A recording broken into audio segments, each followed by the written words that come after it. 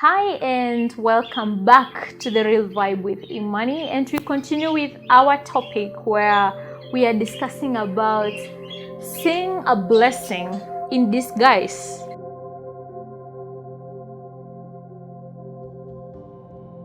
Today I would love us to just have a very honest discussion about some of the words that come out of our mouths a lot. My mentor one day, shout out to Mary Mulatia. She called me, I think I was in campus, I was in my second year. And that is when a scholarship had gotten to go to uni had come to an end. And I was devastated and I was broke.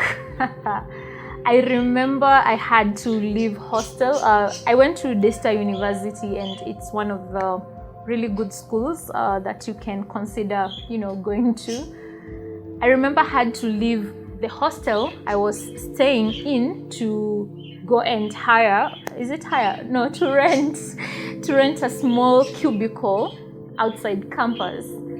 I didn't have a mattress. I remember I had to use my own clothes like a mattress, just placing them on top of the bed, which was inbuilt as my mattress. I'm not the kind who will talk a lot even about the troubles I go through. It's just in me. But that time I was very broken and I was like, oh gosh, you brought me here and now everything is crumbling again. I was getting happy, but now I'm sad. So one day she called me and she was like, hi, how are you doing? And my response was, I'm broke. And she's like, what? How much do you have right now? And I think I had 42 shillings and I needed to use that money to go and buy bread that would take me through the week. This is how it works. So if you've never been there before, a bread has, I think, 16 slices. That is Broadway's back then. 16 slices. So I had counted. Every day if I take 2 slices, I'll be okay. At least I'll be able to attend class as I figure this out. So she asked me, so how much do you have? The response was, between me and poverty, I have 42 shillings. Between me and poverty. That was the last time I've ever used that phrase, between me and poverty. And she told me, no, it's not between you and poverty. It's between you and your next blessing. Wow, my mind was blown away. I was like, wait, what? But I'm broke. I mean, it's between me and poverty. And she told me, the words that you use in life, the words you keep declaring, the words that come out of your mouth, they will keep giving you the exact meaning. If you keep saying, between you and poverty, you have 1, 2, 3. Trust you me, life will give you what you are asking for, which is luck. Take that to the bank. So from that day, I started declaring, between me and my next blessing, I think I'm going to have 1, 2, 3. And every day that week, I kept declaring that.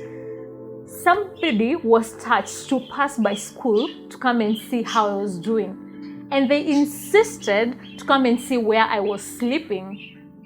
When that particular person came to the house, she was like, why don't you have a mattress? Why? Okay, those were questions I didn't have an answer for.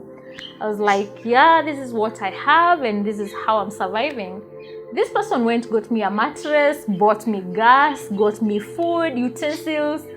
And that week, it took a lot of positiveness amidst what was happening. This is just an example of some of the words that you need to be very careful that come out of your mouth every day. Let me give you another example. We all love butterflies, right? They are beautiful. You'd want to just, hold them, look at their different colors and just how they fly. Some of us, we have, artworks in the house that are butterfly-like. Shout out to Vanessa who loves butterflies. When a butterfly is coming out of a cocoon, which is one of the stages it has to go through before it becomes a real butterfly, do you think a butterfly sees that process of coming from a cocoon as a disaster? Oh, I'm cursed. Oh, I'm this. Oh, I'm... No, it's a challenge because This butterfly understands, I'm gonna fly, I'm gonna see the world, I'm gonna be a beautiful butterfly. So it takes that as a challenge and not a disaster. Today, it's my challenge for you to replace those negative words about everything you go through, which is not too appealing, with the word challenge. And good thing with challenge is there is a goal and there is a prize to win. If you wake up and you are jobless, that is a challenge to apply for jobs. If you wake up and you've not paid rent, that is just a challenge. You wake up, you're feeling unwell, it's just a life challenge which you can fight and come out strong.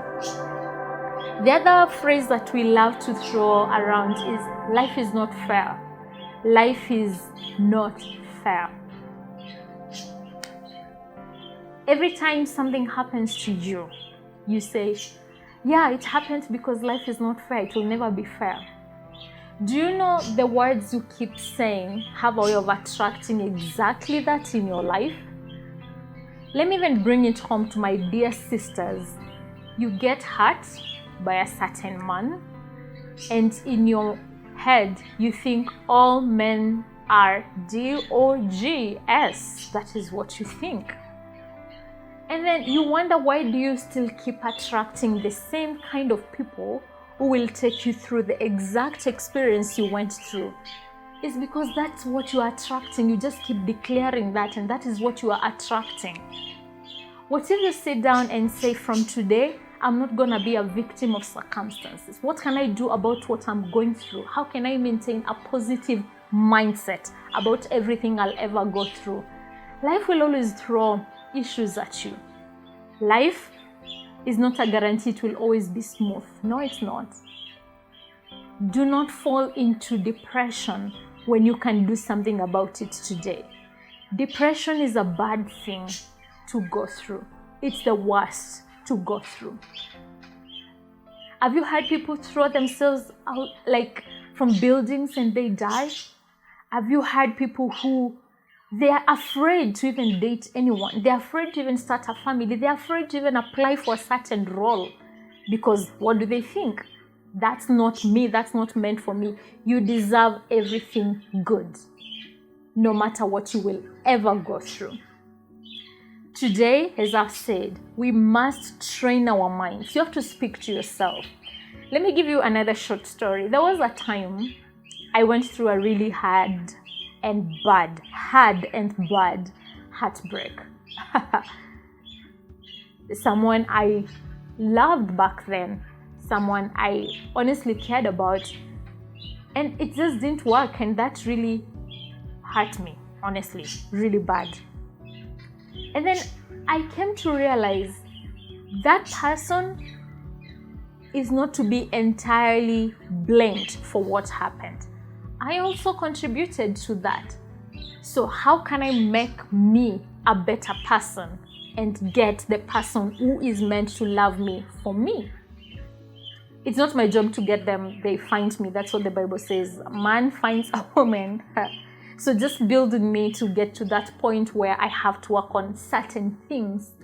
So I had just gotten what you would call a good job compared to what I had previously.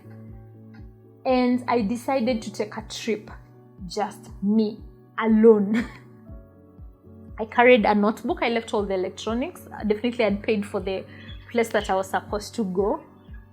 I had the ticket to and fro. So all I needed was my ticket, a notebook, and I knew the place.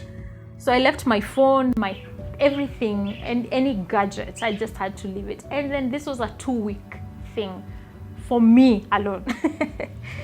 Yeah, sometimes it calls for that to make sure you are a better person. And I took this trip, and this trip changed my life. I got to understand that there were certain things that I had to work on as a person without nobody's help. The solution lies entirely on you for you to be a better person. okay? I was blaming everybody around me for my troubles back then. I was still blaming my own dad for everything that was happening to me that was negative. Anytime I would date anyone and I just see a certain behavior, I would just remember my dad and blame that person for behaving the way they are because of my dad. And those are things I came to realize in this trip, that I needed to let go and face life with a whole new lens. Do you ever sit down and ask yourself, yes, this is happening, but have I contributed in one way or the other about what is happening? How can I learn from it? How can I be a better person?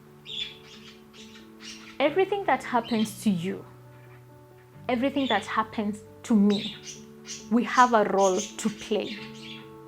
You cannot sit and play the victim. Wake up and ask yourself, what is this teaching me? Me, not the other party. What is this trying to teach me? What can I do to learn from this? A friend that I know, the daughter got cancer a while back. Thank God the daughter is on remission now. And I've never seen such a young person who is so positive about life. And I was chatting with a young girl and I was like, I'm not gonna mention any name. And I was like, what keeps you this happy? I mean, you've gone through chemotherapy, you are, the doctors are just poking your skin and you're in pain. What is keeping you smiling? And she told me, and she's so young, a 9-year-old, and she told me, Faith, I don't ask why me. Why did this happen to me? I ask myself, what's next? And those are words from someone who is maybe a quarter my age. I don't know. No, not a quarter. Okay, something close. I'm in my late 20s now. And this has kept me going, especially every time I go through such kind of pain. Not exactly like that, but like the different pains that life throws at me. I ask myself, what's next? What is this trying to teach me? How can I learn and be a better person? And this is the same challenge I'm throwing to you. Stop saying life is unfair. Stop saying a certain gender, a certain tribe, a certain kind of people are so and so. Or say this is happening to you because you are 1, 2, 3. No, you're strong, you're intelligent, you are beautiful, you're handsome, you are a great person. See it like that. You are the only person who can face what you are going through and face it the best. No one else, just you. If you choose to call a pity party, who is going to suffer? You. If you choose to wake up, rise up from that situation, who is going to enjoy the victory? You. And you deserve much more. Have you lost someone? Are you just from a heartbreak? Are you going through loss? Are you going through pain? Are you going through struggle? Are you going through a turmoil? An encouragement that may feel it's too overboard right now. Many have gone through exactly that, and many have overcome. Add your name in that history of people who overcame and had to conquer it besides all odds. Sometimes I ask myself, when I'm gone, when I'm out of this world, what will people remember me for? I don't want to be remembered for what I own. I don't want to be remembered by how I used to dress, how I used to carry myself. Okay, that hurts, but I want to be remembered for someone who created hope, someone who helped other people see life in a positive way, help people know who they are and whose they are. That's the kind of person I want to be remembered for. If you're around people, be the kind that will help them understand when you get lemons, you can easily make a lemonade out of it. Don't sit and cry. It's okay not to be okay, but what you do about that is what matters. And that is all I have for you today. Peace.